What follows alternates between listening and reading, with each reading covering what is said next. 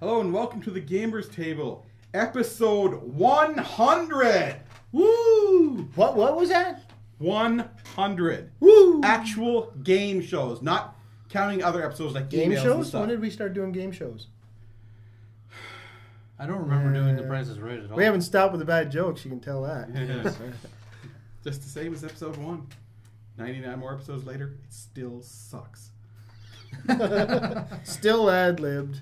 So it is Monday, and we are reviewing Dungeon Command, the new Dungeons & Dragons release. We're live on Twitter and on Windows Messenger. Dungeon Command, you've got a pretty much straightforward competitive combat game here. In the Dungeon Command game, you take on the role of a commander, sending a warband to battle the forces arrayed against you. You recruit troops and deploy them on the battlefield. You issue orders to those creatures, outfit them with spells and equipment, and direct their tactics to break the morale of your enemies and drive them from the field. What are you doing? Attacking you. Well, I'm not a figure. Leave me alone. Okay, and where was I? Will your command ability carry the day against your opponent? I played both factions. They both have a definite different feel to them. Let's see. You have the Drow, which are the Sting of Loth faction. And if you are familiar with Dungeons and Dragons, everyone knows Loth is the Drow Spider Queen. And the other one's more of the good side. You have the Heart of Cormyr, which is a bunch of dwarves and wizards and stuff. What we have here is Dungeons & Dragons 4th edition. All the role-playing thrown away. Bye-bye. Just the combat. But it's combat done better, I think, than just the 4th edition. It's streamlined, that's for Yes. sure, yeah. You've got your commander or whatever, and you've got your forces, and you order cards, and you pretty much do what everything says there. You just got to remember when you're able to play all the immediates and minor actions and stuff like that, and your standards, and remember to tap and untap at the appropriate times and all that stuff. And when remember the order of the play. You'll start by picking your particular box.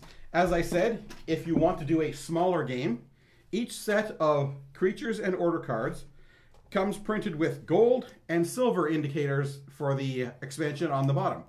You separate the gold and silver apart, give one guy the gold, the other guy the silver. Ta-da, you've both got your armies. So, you pick your guy, and it will tell you how many creatures you draw to start and how many orders you draw to start. And you draw that many of each card in your hand. Then you decide with a die roll or fist fight or whatever you want, who's going to deploy first. The first guy deploys his creatures in his starting area up to, as Chris mentioned, your starting leadership. That's how many total of the levels you can put out. Then the other guy deploys his. You both draw back up to your starting level, so you've got a bunch of creatures to see. And then the first guy moves his creatures and has the, very similar to the 4th edition, a move action, a standard action, and minor actions. Those actions show up in the order cards. Like with Magic the Gathering, it's simple, but yet there's complex. The cards really add to it. How you utilize your order cards the most efficiently. Like, yes, you can use your order cards to defend and attack all the time, but once you do, you lose that ability to use those order cards because they're played, they're gone. There's a large amount of order cards per faction box, and they got immediate actions, they got standard actions, minor actions. And if you look at some of these cards, like Cleave, level 2, which means you need a character that it's at least level 2 and has strength as one of their characteristics on the character card. And if you have strength and you're level 2 or greater, you can use the Cleave card. And which this one does is you attach this to the creature, and whenever this creature destroys an enemy, a creature with its melee attack, it can deal 20 damage to an adjacent creature. And there's a whole bunch of different cards in here, a wide variety, and it just adds an extra flavor. Like all the monsters or the creatures have their basic skills, their basic attack, basic range attack. So it just adds a little bit of surprise. It's not like, well, gee, I know you're just going to hit me with another 10 because that's all that guy can do. Yeah. Unfortunately, when you get through your ordered deck, that's it. You don't get any more. The cards are not reshuffled and reused. Once you're out, you're basically down to your standard actions on the cards, the creatures. That can suck. You have the 12 figures that you could split up into 2 6-figure smaller factions to bring both packs together and have a nice 4-player game. Or if you only manage to pick up 1 pack, you can have a 2-player game right with what you've got in the box there. And there's the added bonus of the expansion for Wrath of Ashardalon, Castle Ravenloft, and Legend of Drizzt, built right in by just having the figures and a new set of cards. The Cormyr ones bring in a couple monsters, and most of the guys come in as allies that will join your party. And the Lolth one, they're all new monsters that you can just shuffle into the monster stack and bring out. A word about the figures. They're painted. They're painted minis. Yeah. Not just pieces of plastic. They're all painted. So unlike Ashardalon, Ravenloft, and Drizzt, you don't have to paint these yourself. You did Though a that really can be nice fun, job too. on them, too. I mean, if you've played 4th edition or the collectible games through that particular thing and bought the figures, you've seen all these before. That's what they look like. But it's a nice new use for the figures, and I'm hoping that they really quickly come out with more order cards and creature cards to cover Drizzt, Ashardalon, and Ravenloft, because you've got a lot of creatures and stuff in there already that would be great to add to this game. From Abdul. Good day, my friend. How are you? I want to inquire from you if you can handle a transaction for mutual benefits life opportunity for you and me. I am Mr. Abdel Hafiz Abu, the Chief of National Relations and Foreign Committee Unit of my bank here in Burkina Faso, Ouagadougou Branch. Somebody wants money. I have an opportunity to the sum of 15 million United States dollars to be transferred into our bank account over there in your country. I will provide full details of this business transaction when once we know each other as business lie with trust. I personally contacted you and you alone. The fund will be shared at the ratio of 58 for me, 40 for you, and 2% will be set aside to cover any expenses and tax in your bank. Please treat this business proposal with utmost confidentiality. Oops! And send me the following informations if you are interested. Information. Your name, your address, your age, your direct phone numbers, your country, your profession, your sex. Thanks and best regards. Oh, I'm surprised they didn't ask for your social insurance number. Your bank number your and bank stuff like account that. and all that. Oh, let's... You know, very start of the show, friggin' Benjamin did the same thing, promised to give us a whole bunch of money, and it was a lie. So, Abdul, fuck you. Good evening, friends. Yet another lesson that board games have taught me is the lesson of self-improvement. I won't go into the relativistic details of what matters to you in life, be it your free hours, consumption, most money, most sex. Pretend like whatever it is, your metric for success, call those victory points. Every month, you get only so many usable hours, and you've got an entire life over which to maximize your victory points. One lesson I've learned from Dominion, Agricola, Eclipse, any of these games, that you only get so many things you can do with each month. You spend too much time early enjoying yourself or consuming some of these victory points, you get less efficient. You get bogged down. Take a lesson from Dominion. Be efficient. Trim down your deck. Throw away the waste of time. Say that you really enjoy hanging out. Picnic time, maybe. Throw away your picnic chair and get the new picnic chair that also has a beer helmet, right? Efficiency. This is the way to live life. Thank you, board games, for this valuable lesson. Hello and welcome to my Magic the Gathering report. Recently I've been playing a lot of the Magic the Gathering 2013 game on my PlayStation. And it's a lot of fun. One thing that I found was really cool is a lot of the decks that you could buy in the store, they actually have characters using them within the game. Keep in mind, they're not exact decks card for card, but the theme is all there. And there's a lot of card similarities. And I think that's really cool, where you could play the video game against and use the deck in the video game, and then also you can go to the store and buy the deck and use that deck of cards against your friends. You can mix and match, add cards, take cards out. That's one thing I really like about Magic the Gathering, is you build the deck how you want. I think for me that's one of the biggest things that makes it most fun, is when you build a deck, you know what's in the deck, more or less. You know when you get to a situation where you know you can't win, at which point maybe you just concede. Most of my friends aren't so much into Magic the Gathering, so that makes the dual decks even more fun, because then, alright, let's pick a deck. I'll pick a deck, you pick a deck for me, whatever. Then we play. And it's fun. As long as you're taking your time and actually looking at the cards. It's not just, I got the bigger creature, therefore I'm going to win. Well, you got the bigger creature, so okay, I'm not going to block you until I get more creatures. But for all the people who know Magic the Gathering, this is nothing new, I'm telling you. But it's exciting and it's a fun game, and Magic the Gathering is quite addictive. I mean, it's been around for a long, long time. It's doing very well, and there's a good reason for it. It is a great game. It's a blue-white deck. It's a very spirit-oriented, where you have a lot of different spirit cards, give bonuses to spirits. You have doomed travelers that when they die, they become spirits.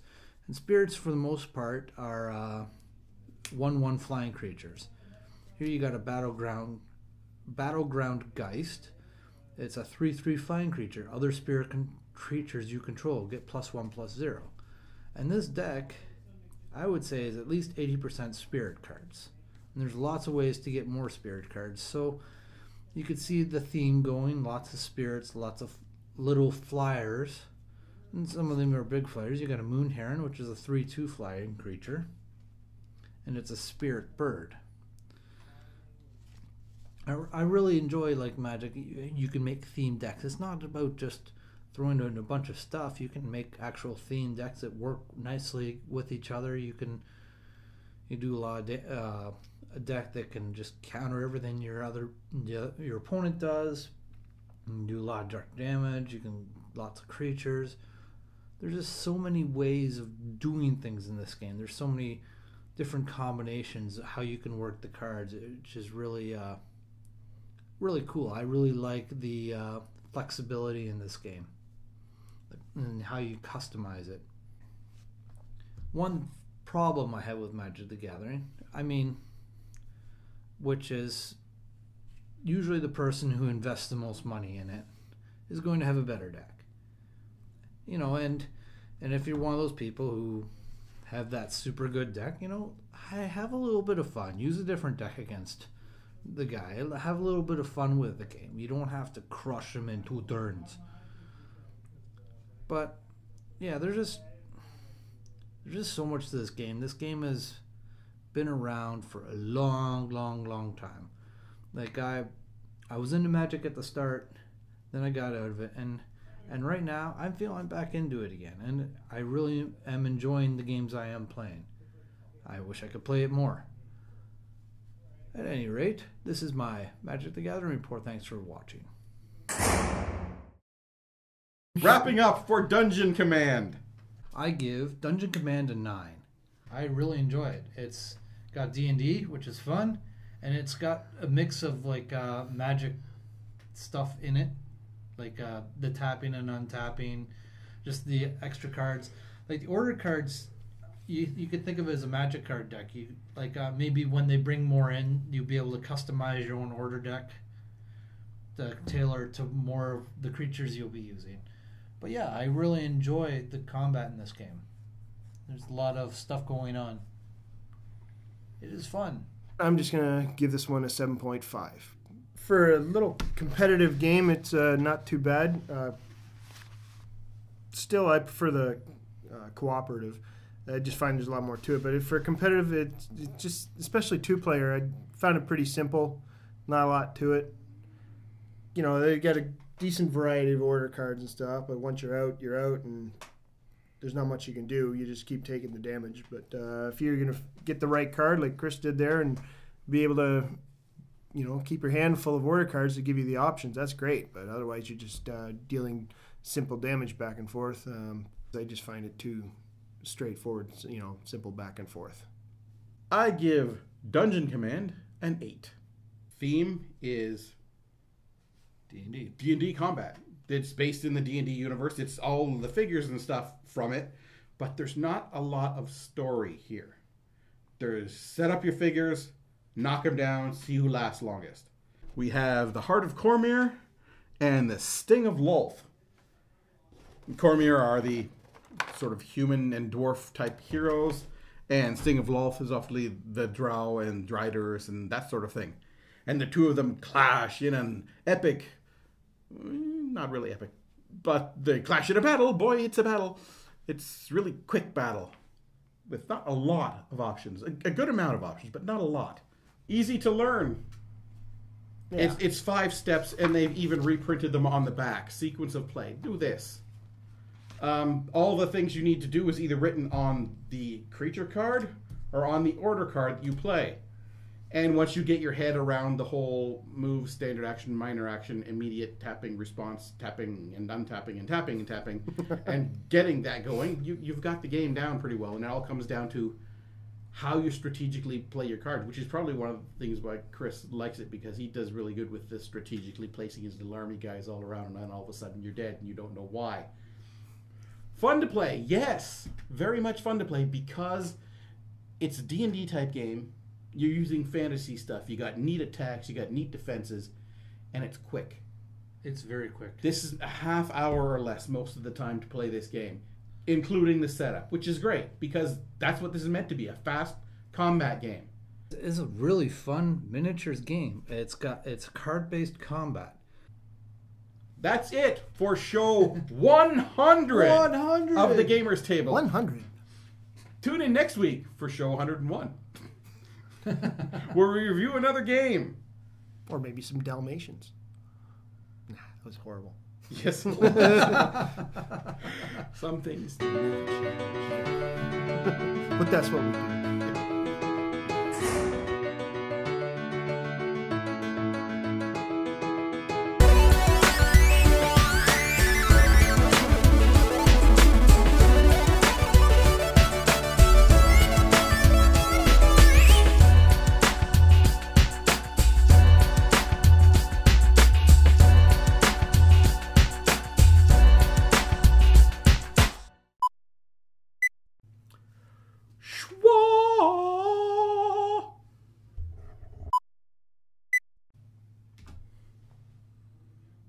Dungeon Command. So far, Dungeon Command by Zansenko. First. Okay, we'll do emails first. Sure, we're going to do emails first. That's correct. We will do emails first. Let's do emails first. We're doing emails. I demand we do emails first. Yeah.